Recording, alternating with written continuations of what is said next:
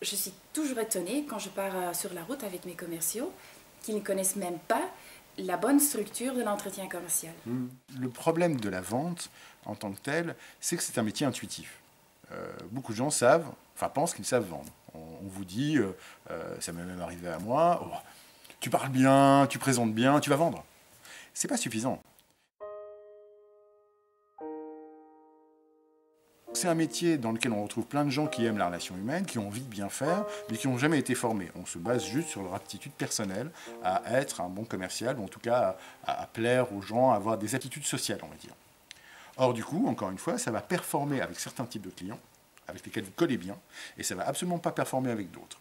La formation de base qu'on propose, elle permet de repartir des fondamentaux de la vente, de façon ludique, fun, parce que avant toute chose, ce qu'on fait doit être basé sur la prise de conscience et le fait que ce soit agréable, fun et qu'il en reste quelque chose.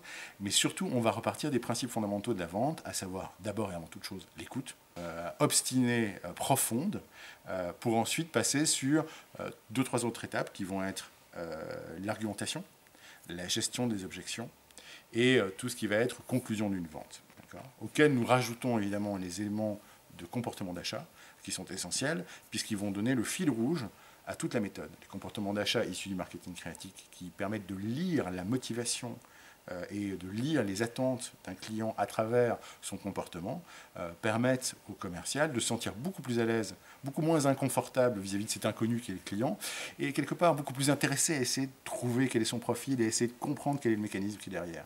Donc en fait, on donne une réponse à la peur de l'inconnu de ces commerciaux, ce qui effectivement non seulement fait diminuer leur stress, mais fait augmenter la satisfaction du client qui est en face, qui se sent enfin au centre de la relation, au cœur de l'attention de son commercial.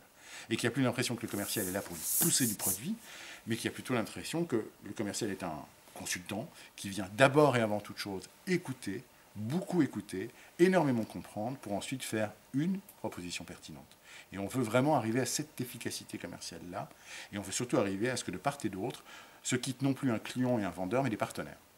Et la vente d'aujourd'hui, c'est plus ça que le fait d'arriver à caser les offres, à passer des coups de fil.